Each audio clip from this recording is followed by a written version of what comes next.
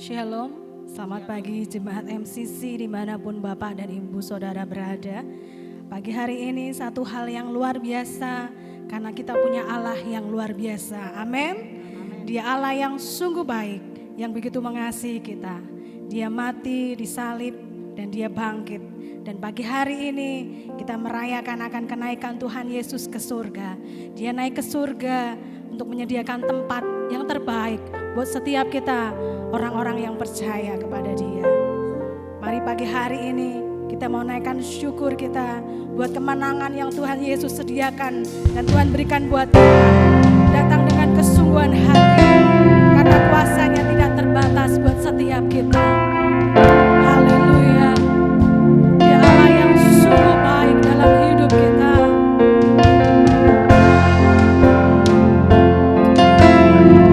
Terima kasih Tuhan.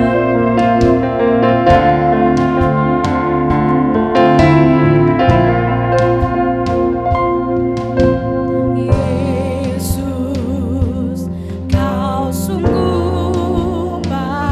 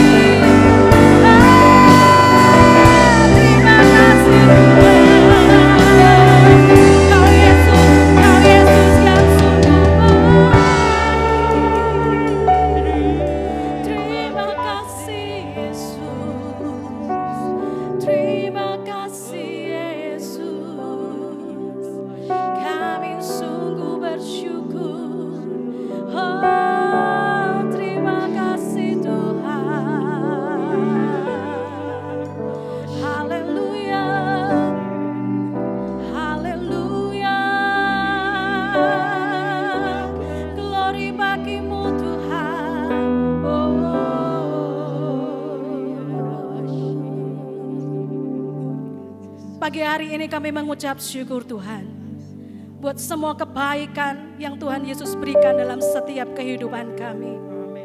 Kami berterima kasih, kami mengucap syukur Engkau Yesus yang selalu baik dalam hidup kami. Engkau rela mati di kayu salib, Engkau bangkit dan Engkau naik ke surga. Engkau menyediakan tempat yang terbaik buat setiap kami yang percaya kepada Engkau. Dan kami bersyukur Engkau mencurahkan Roh Kudus-Mu turun buat setiap kami. Kami menjadi umat yang berkemenangan di dalam Engkau Tuhan. Pagi hari ini kami siap mengagungkan nama-Mu. Kami siap memuliakan Raja di atas segala Raja. Terima kasih Tuhan. Hanya di dalam satu nama yang terindah, hanya di dalam namanya Tuhan Yesus Kristus, semua yang siap untuk memuji, bersorak, memuliakan nama Tuhan. Mari sama-sama katakan amin. Berikan sorak-sorai yang luar biasa buat Tuhan Yesus kita. Firman Tuhan berkata, tetapi kamu akan menerima kuasa kalau Roh Kudus turun atas kita. Amin Bapak Ibu Saudara. Pagi hari ini mari bersorak, mari memuji, mari serukan, katakan, ku diberi kuasa. Haleluya. Mari bertepuk tangan, mari memuji pujian nama Tuhan pada hari ini. Yes, haleluya. Kami bersyukur Tuhan.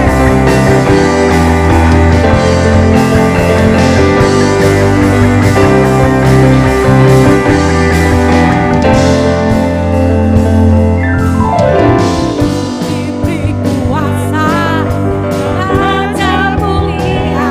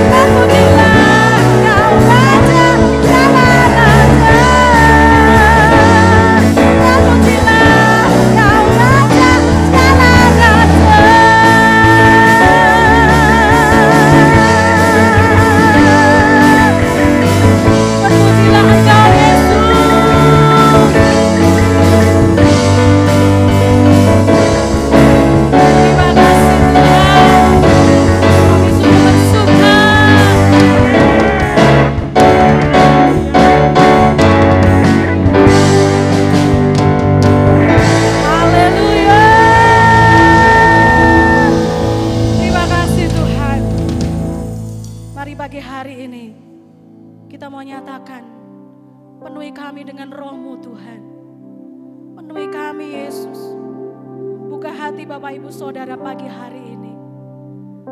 Dan biarlah dia melawat kita, menjamah kita pagi hari ini. Terima kasih Tuhan. Rohmu yang hidup penuhiku, mengalir dalamku.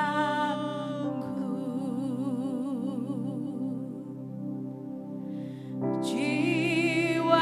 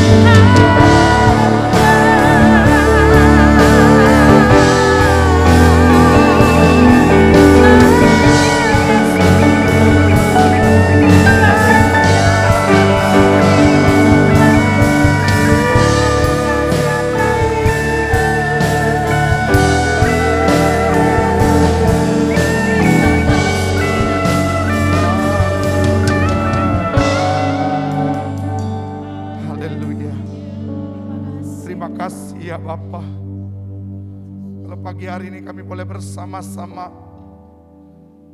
untuk memuji dan memuliakan nama-Mu. Terlebih kami boleh merasakan hadirat-Mu hadir di tempat ini Bapa. Biarlah kami rindu hidupku makin hari, hidup setiap kami Tuhan, makin memuliakan Engkau. Sehingga hari demi hari yang kami lewati, kami senantiasa bersama dengan Engkau. Terima kasih Bapa di surga. Terima kasih atas karya-Mu yang indah di kayu salib. Engkau mati, Engkau bangkit, dan kemudian Engkau naik ke surga. Dan kami percaya Engkau Allah yang maha kuasa, yang terus kami sembah. Dan kami percaya Tuhan, Engkau Allah yang hidup. Terima kasih Bapa di surga, sebentar kami akan mendengarkan sebagian pada firman-Mu. Urapilah hati, jiwa, dan pikiran setiap kami. Sehingga apa yang kami dengar ini Tuhan, bukan hanya sebuah cerita yang biasa-biasa saja, tetapi adalah firman Tuhan yang hidup, yang mampu mengubah setiap kami untuk semakin mengenal Engkau dengan secara pribadi ya Bapa. Terima kasih Bapa. Terima kasih. Tuhan Roh Kudus, ini waktu-Mu. Berbicaralah bagi setiap kami. Dalam nama Tuhan kami Yesus Kristus. Setiap kita yang siap diberkati Tuhan, sama-sama kita katakan amin. Puji nama Tuhan, silakan duduk. Shalom. Selamat pagi Bapak Ibu Saudara yang dikasihi oleh Tuhan, yang saat ini ada di manapun yang menyaksikan secara online. Adalah pagi hari ini kita akan belajar satu kebenaran firman Tuhan yang diberi judul He is risen. Bahwa Allah kita, Yesus Kristus, Dia mati dan kemudian Dia bangkit, yang membuktikan bahwa Dia adalah Allah yang hidup. Nah saudara, peristiwa kebangkitan Yesus ini adalah suatu peristiwa yang sangat spektakuler. Sehingga menimbulkan banyak kontroversi yang terjadi.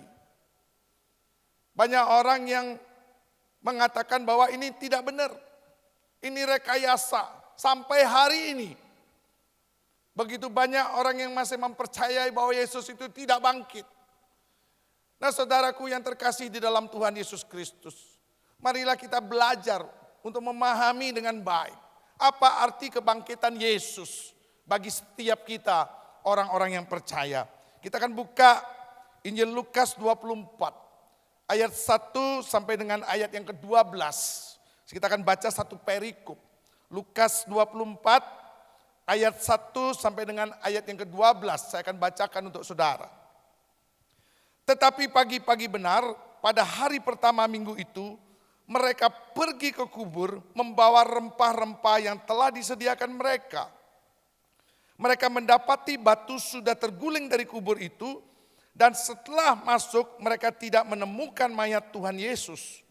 Sementara mereka berdiri termangu-mangu karena hal itu, tiba-tiba ada dua orang berdiri dekat mereka memakai pakaian yang berkilau-kilauan.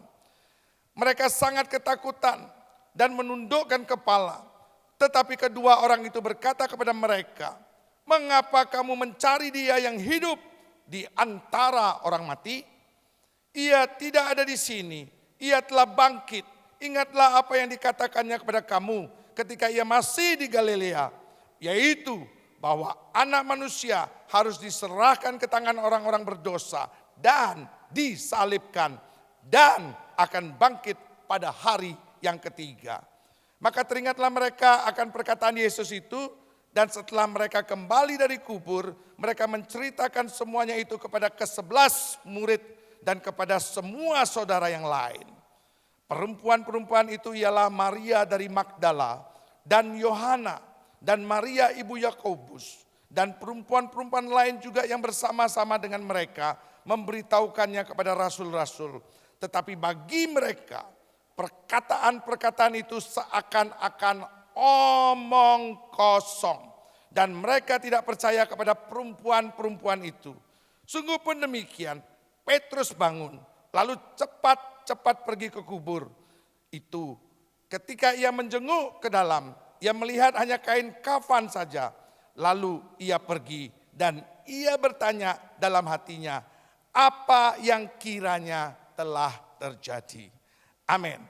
Saudara, ini peristiwa yang sangat spektakuler, ya, tetapi justru menimbulkan sebuah kontroversi, bahkan di antara murid-murid sendiri, para rasul. Kita lihat, ya, di ayat 4 dan ayat yang ke-6 dikatakan, sementara mereka berdiri termangu-mangu karena hal itu, mereka itulah para wanita itu. Tiba-tiba ada 2 orang berdiri dekat mereka memakai pakaian yang berkilau-kilauan. Jadi para wanita itu melihat ada seseorang yang memakai pakaian yang berkilau-kilauan, siapakah dia?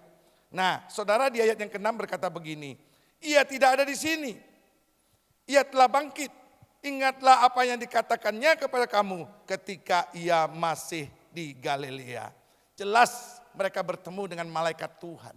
Dan malaikat Tuhan ini adalah yang bertugas untuk memberitahukan kepada mereka bahwa Yesus yang mereka mau kasih rempah-rempah itu, karena zaman itu ketika ada orang yang meninggal untuk bisa bertahan mayatnya, maka diberikanlah rempah-rempah.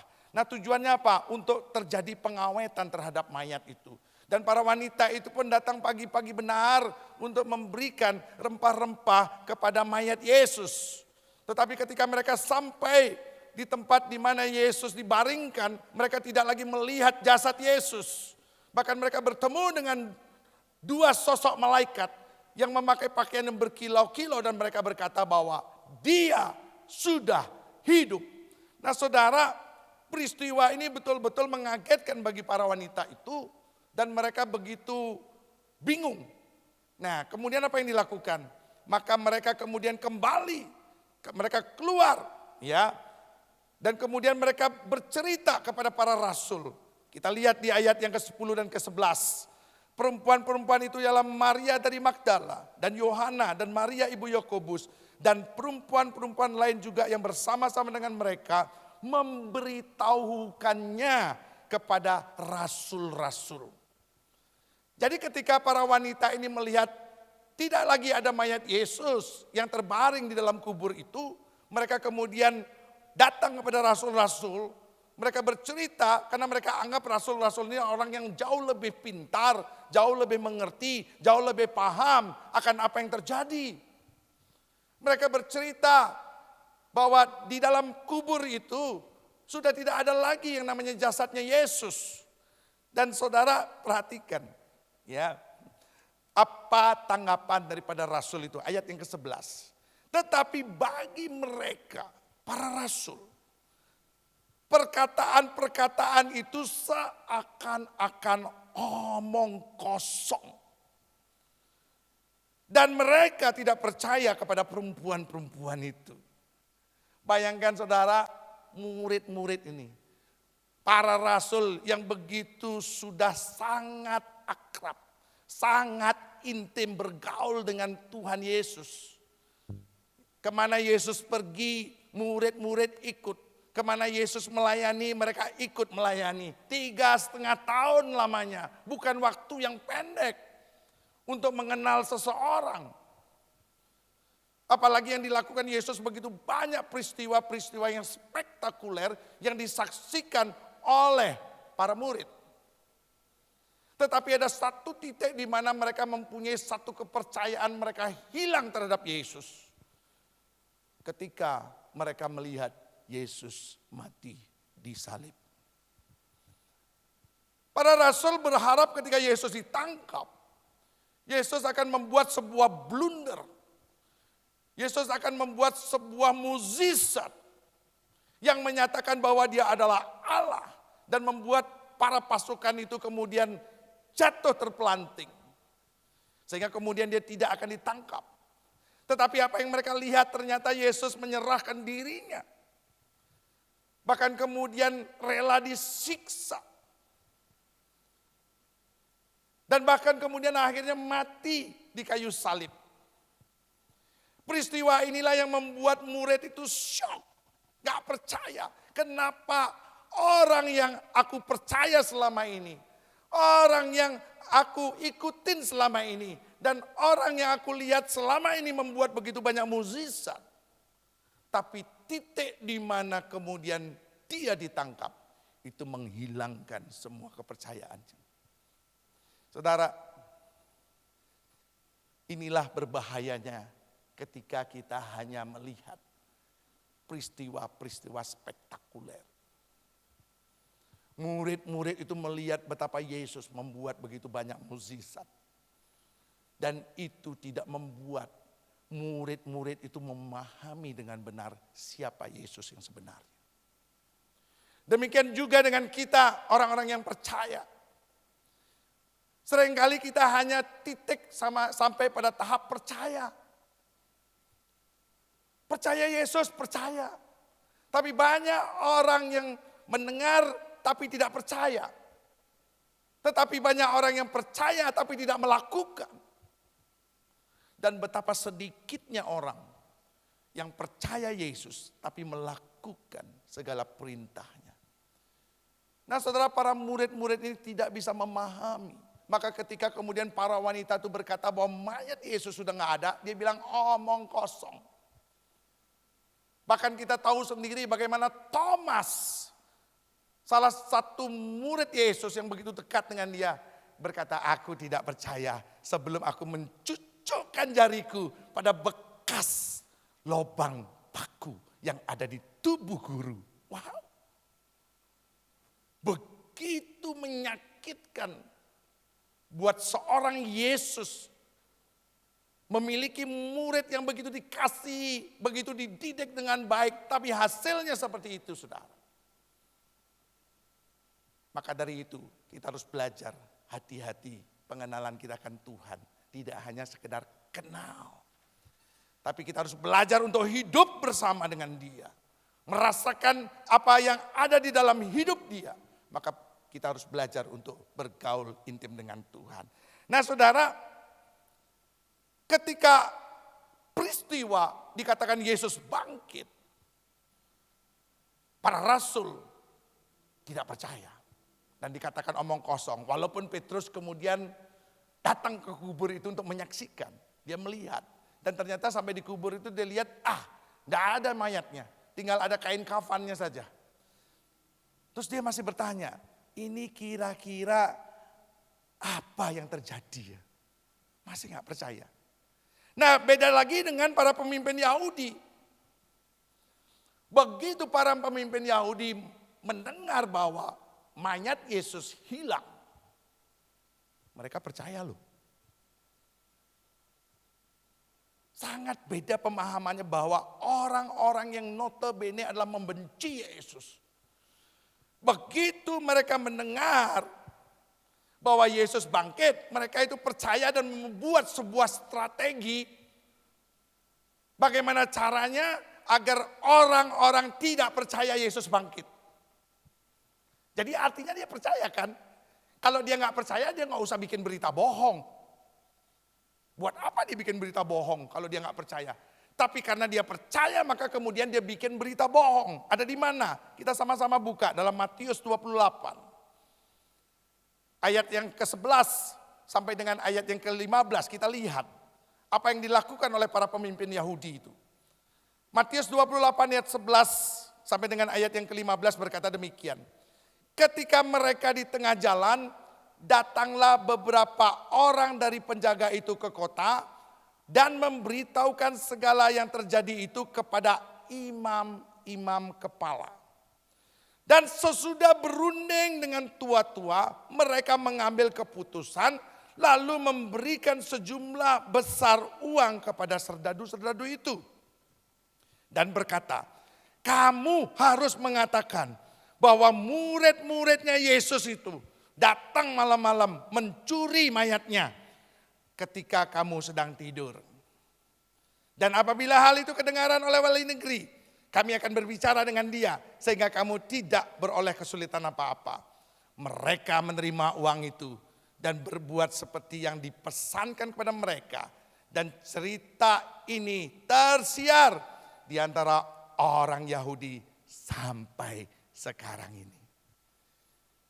Jadi satu peristiwa yang sebetulnya kalau kita pelajari dengan baik, justru para orang-orang imam-imam kepala itu yang membenci Yesus. Malah percaya. Berbeda dengan rasul-rasul yang begitu dekat dengan Yesus, mereka tidak percaya. Ini ada satu kontradiksi, saudara. Kita harus belajar dari ayat-ayat yang kita baca ini. Bahwa belum tentu kedekatan kita dengan Yesus membuat kita percaya penuh sama Dia. Jadi hati-hati saudara, pengenalan kita tidak hanya sekedar kenal. Tapi kita bagaimana kita bisa dekat dengan Dia. Bisa betul-betul erat dengan Dia. Sehingga kemudian apa? Kita bisa percaya. Padahal saudara, orang-orang yang justru membenci Dia. Mereka percaya dan kemudian membuat strategi berita bohong. Membayar begitu banyak orang untuk menceritakan bahwa mayatnya Yesus itu dicuri oleh murid-muridnya. Jadi bukan berarti Yesus bangkit. Karena bagi mereka kalau Yesus benar-benar bangkit, itu sangat berbahaya sekali. Kenapa? Karena orang-orang akan pergi meninggalkan para imam-imam kepala itu. Mereka akan meninggalkan ahli-ahli Taurat itu dan berbalik percaya kepada Yesus. Sehingga dengan demikian maka pengikut-pengikut para imam-imam itu akan hilang semua. Itulah sebabnya mereka bikin strategi berita bohong. Nah saudara, ada 3 hal yang paling fundamental atau mendasar dalam berita kebangkitan Yesus ini. Yang pertama adalah kebangkitannya membuktikan keilahiannya. Jadi Yesus itu ketika dia bangkit, itu membuktikan keilahiannya dia. Karena banyak orang yang menyatakan Yesus itu hanya seorang nabi. Sampai hari ini pun masih banyak orang yang berkata Yesus itu hanya nabi bukan Allah. Makanya dengan peristiwa kebangkitan ini mereka nggak mau percaya sampai hari ini begitu banyak orang tidak percaya. Bahwa Yesus itu bangkit. Tapi mereka berkata, Yesus itu mati dan mayatnya dicuri oleh murid-muridnya. Bahkan ada juga yang mengatakan bahwa yang mati itu bukan Yesus. Yang disalib itu bukan Yesus, tapi Yudas. Macam-macam cara untuk bisa mengelabui orang itu. Untuk tidak percaya bahwa Yesus itu bangkit. Kenapa? Karena kalau kita percaya bahwa Yesus itu bangkit, itulah yang membuktikan keilahiannya dia. Nah saudara, bahkan ada kelompok orang yang melarang menyembah Yesus. Karena dianggap apa? Karena dianggap Yesus itu manusia biasa. Sehingga muncul aliran-aliran yang sesat sampai hari ini. Banyak aliran di Indonesia aja sudah masuk 2 aliran itu. Ya, yang menyatakan bahwa Yesus itu bukan Allah padahal dia Kristen. Yang menyatakan bahwa Yesus itu hanya nabi. Nah inilah yang saudara yang harus kita pahami dengan baik. Kalau Yesus dia tidak bangkit, dia tidak naik ke surga. Ya, berarti dia bukan ilahi. Bukan yang maha kuasa. Jadi saudara kebangkitan Yesus menunjukkan bahwa dia adalah Allah yang hidup. Allah yang maha kuasa. Inilah yang ditentang oleh banyak orang dan banyak golongan. Sehingga muncullah pengajaran-pengajaran di akhir zaman ini, pengajaran-pengajaran yang palsu. Nah yang kedua saudara, kebangkitan Yesus itu membuktikan kebenaran setiap perkataan dia. Karena Yesus ketika dia masih melayani dengan murid-muridnya selama 3,5 tahun itu, dia selalu berkata bahwa anak manusia akan mengalami siksaan. Anak manusia akan dibunuh. Tetapi pada hari ketiga dia akan bangkit. Dan dia akan naik ke surga. Nah kebangkitan ini, peristiwa kebangkitan ini membuktikan bahwa kebenaran ucapan-ucapannya yang dia sampaikan sebelumnya. Saudara bisa lihat nanti di Lukas 24 ayat 7 sampai 8 dia berkata, aku akan bangkit, anak manusia akan bangkit. Matius 16 ayat 21, 17, 22, 23, 20, 18, 19. Dalam Markus 8 ayat 31, 9 ayat 31, 10 ayat 33, 34. Lukas 9 ayat 22, Lukas 18 ayat 31, 33. Dia banyak sekali bercerita itu. Tetapi anehnya justru murid-muridnya tidak percaya. Pada Yesus tidak ngomong sekali, 2 kali, berkali-kali dia ngomong. bahwa pada saatnya anak manusia itu akan dibunuh, akan disiksa, akan dianiaya. Tapi pada hari ketiga dia akan bangkit. Ketika itu terjadi, justru orang-orang yang di dekat Yesus juga tidak percaya. Nah inilah saudara, sebetulnya Yesus membuktikan apa yang dia ucapkan itu. Dia nyatakan dengan benar bahwa dia bangkit pada hari yang ketiga. Nah yang ketiga saudara, hal yang mendasar adalah kebangkitannya membuktikan akan janjinya. Karena Yesus menjanjikan melalui kebangkitannya, kita akan menerima yang namanya warisan yang kekal. Tanpa Yesus bangkit dari kematian, kita tidak akan bisa menerima warisan yang kekal. Kita akan sama-sama buka dalam 1 Petrus. 1 Petrus 1 ayat 3 dan ayat yang keempat. 1 Petrus 1 ayat 3 dan 4 berkata demikian. Terpujilah Allah dan Bapa Tuhan kita Yesus Kristus, yang karena rahmatnya yang besar telah melahirkan kita kembali oleh kebangkitan Yesus Kristus dari antara orang mati. Kepada suatu hidup yang penuh pengharapan. Untuk menerima suatu bagian yang tidak dapat binasa. Ini kekal maksudnya saudara. Yang tidak dapat cemar dan yang tidak dapat layu. Yang tersimpan di sorga bagi kamu. Dengan kematian Yesus di kayu salib itu. Dan kemudian dia bangkit. Dan dia kemudian dia naik ke surga. Itu memastikan bahwa kita akan mendapatkan satu tempat di kekekalan.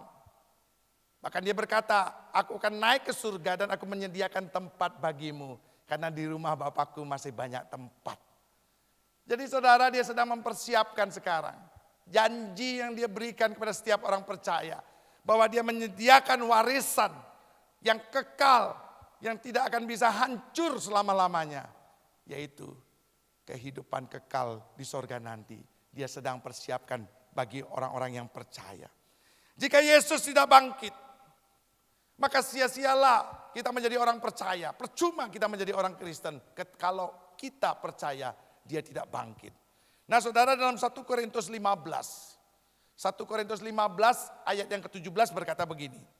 Dan jika Kristus tidak dibangkitkan, maka sia-sialah kepercayaan kamu. Dan kamu masih hidup dalam dosamu. Jadi kalau sampai Yesus Kristus tidak bangkit, percuma kita menjadi orang Kristen. Jadi saudara, inilah yang menjadi pegangan kita. Bahwa Yesus pasti bangkit. Dan dia sudah bangkit. Dan kemudian dia naik ke surga. Dan apa yang dilakukan saudara? Dia naik ke surga agar penolong, penghibur itu, Parakletos, bisa turun untuk mendampingi kita. Sebagai ayat penutup, kita sama-sama buka Yohanes 16 ayat yang ke-7. Yohanes 16 ayat 7 berkata demikian. Namun benar yang kukatakan ini kepadamu adalah lebih berguna bagi kamu jika aku pergi. Sebab jikalau aku tidak pergi, penghibur itu tidak akan datang kepadamu. Tetapi jikalau aku pergi, aku akan mengutus dia kepadamu. Saudara, inilah esensi yang penting. Arti dari kenaikan Yesus ke surga. Dia menjanjikan penghibur, penolong bagi setiap orang yang percaya. Itu yang disebut dengan Parakletos. Nah saudara, hari ini Parakletos itu sudah ada di dalam diri saudara dan saya. Biarlah kiranya Roh Kudus ini menjadi kekuatan bagi setiap kita untuk menghadapi setiap masalah. Jadi saudara, dia adalah penghibur di saat kita sedang berduka, di saat kita sedang mengalami masalah, dia penghibur. Dan dia adalah penolong di saat kita ketemu dengan masalah dan kita tidak bisa atasi. Dia penolong. Tuhan sudah berikan kepada setiap kita. Persoalannya adalah adakah kita menyadari bahwa roh penolong itu sudah ada di dalam diri kita. Seringkali justru orang percaya itu lupa akan hal ini. Sehingga kehidupannya tidak lagi mengandalkan roh yang ada di dalam dirinya. Padahal Yesus berkata, aku memberikan penolong, penghibur yang akan menemani engkau dalam segala situasi. Tapi ketika kita mengalami masalah, kita cari teman kita cari orang yang kaya, kita minta tolong sama dia. Saudara, sama dengan para rasul tadi. Dia dekat dengan Yesus. Tapi begitu para wanita bercerita bahwa Yesus bangkit, Yesus nggak ada di kubur, jasadnya hilang, omong kosong. Kami tidak percaya itu. Dan hari-hari ini banyak orang yang justru tidak memanfaatkan Roh Kudus yang diberikan Yesus dalam hidupnya. Lebih mengandalkan akan pengalamannya, lebih mengandalkan akan koneksinya, lebih mengandalkan akan kemampuannya. Sehingga akhirnya banyak orang yang mengalami frustasi. Kenapa? Kalah. Ketika ngadapin masalah kalah. Kenapa? Karena dia mengandalkan kekuatannya sendiri. Tapi kalau kita mau menyadari bahwa Yesus ketika dia kembali ke surga, dia berkata, aku berikan engkau penolong. Dan setiap kita ada masalah, setiap kita ada persoalan, ngomong sama dia. Tuhan Roh Kudus, aku tuh ngalami masalah. Aku butuh pertolonganmu Tuhan. Apa yang harus aku lakukan? Dia ada di dalam diri kita. Kita aja dia komunikasi. Maka saudara, dia bisa jawab dengan berbagai cara. Kalau saudara peka, saudara bisa dengar suara dia. Kalau saudara kurang peka, dia bisa kasih tanda-tanda. Dia bisa berbicara melalui firman Tuhan. Dia bisa berbicara melalui banyak hal. Yang penting adalah percaya. Itu adalah kunci utama. Karena murid-murid Yesus, rasul-rasul itu tidak percaya. Sampai kemudian titik di mana Yesus harus mendatangi mereka satu persatu. Banyak anak-anak Tuhan juga didatangin saat-saat ini oleh Yesus. Untuk apa? Untuk mereka percaya bahwa Roh Kudus itu ada di dalam diri orang percaya. Mari saudara, jangan sia-siakan apa yang diberikan oleh Tuhan. Itu sesuatu yang mahal harganya. Dan tidak ada duanya. Dan tidak ada yang bisa memberikan. Seperti yang Yesus berikan kepada kita. Yaitu Parakletos. Karena dia berkuasa, dia hebat dan dia maha kuasa. Biarlah mari pagi hari ini sadarilah bahwa dia memberi yang terbaik buat kita. Dan yang terbaik itu adalah Parakletos sudah ada di dalam diri kita. Sehingga kemudian apa saudara? Biarlah engkau menjadi bejana yang siap dibentuk. Sehingga kemudian engkau bisa menikmati setiap kasih Tuhan di dalam setiap masalah kita. Amin. Mari kita nyanyikan sebuah lagu. Bagaikan bejana yang siap dibentuk.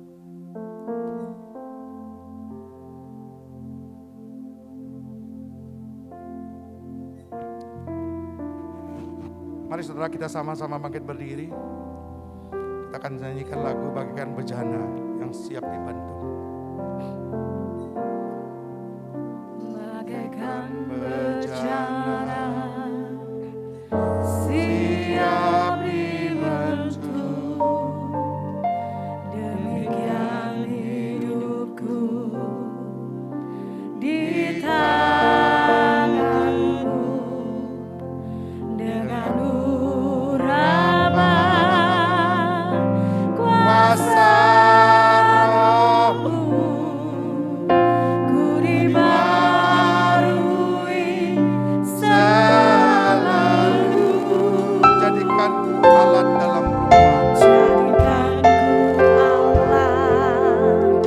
dalam rumah-Mu. Inilah hidupku di tangan-Mu. Bentuklah seluruh kehendak-Mu.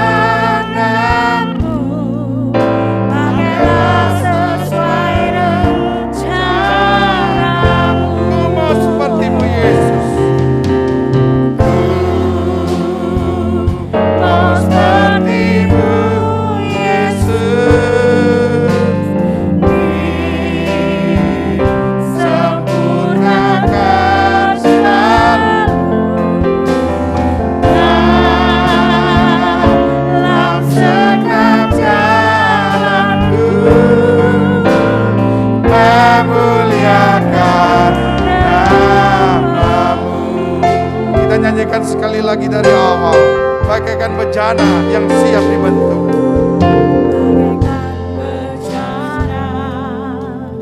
Siap dibentuk. Demikian hidupku di tanganmu. Dengan urapan kuasa Roh-Mu, ku dibaharui selalu. Jadikanku Allah, dalam rumah-Mu. Inilah hidupku di tangan-Mu. Bentuklah seluruh kehendak-Mu.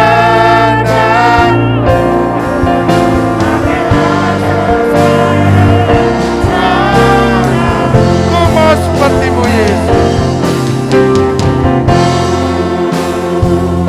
Mau seperti-Mu Yesus.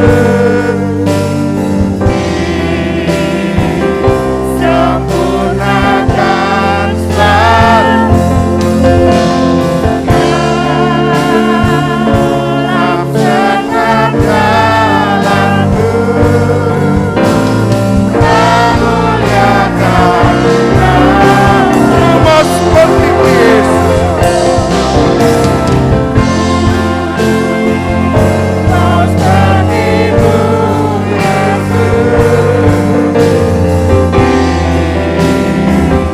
Sempurnakan selalu dalam setiap jalanku. Muliakan sekali lagi katakan, ku mau seperti-Mu Yesus. Mau seperti-Mu Yesus. Sempurnakan dalam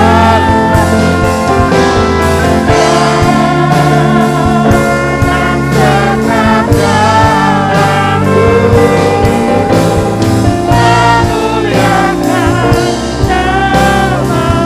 Memuliakan nama-Mu.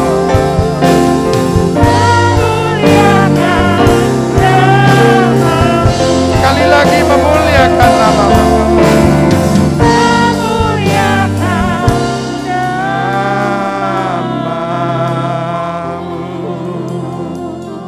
Ini yang menjadi kerinduan dari setiap kami Tuhan.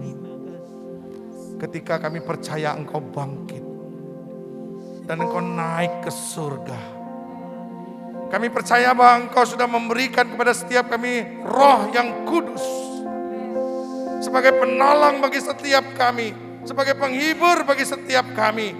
Ketika kami harus berhadapan dengan begitu banyak masalah dalam kehidupan ini, kami tidak takut bahaya karena Roh Kudus ada dalam hidup kami dan senantiasa menuntun kami untuk terus melakukan perkara-perkara yang ajaib bersama dengan Engkau. Terima kasih Bapa di surga. Biarlah Tuhan melalui peristiwa hari ini, di mana Engkau naik ke surga dan Engkau menurunkan Roh Kudus bagi setiap kami.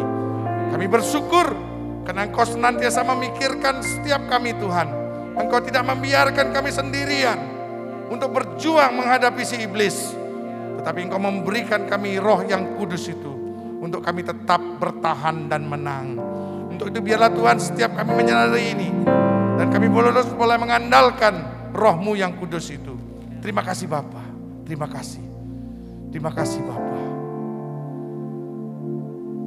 Biarlah sebentar kami akan mengakhiri ibadah ini.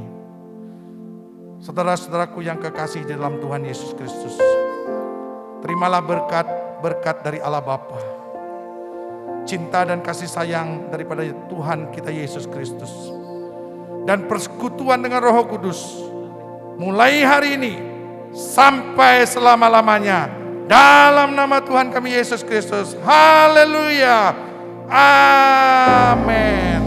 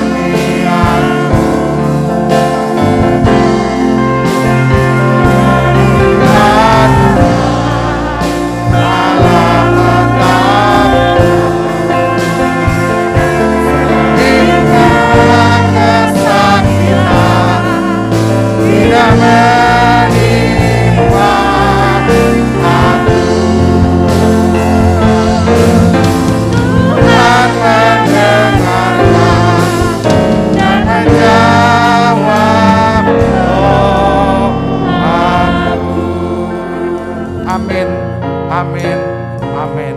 Tuhan Yesus memberkati.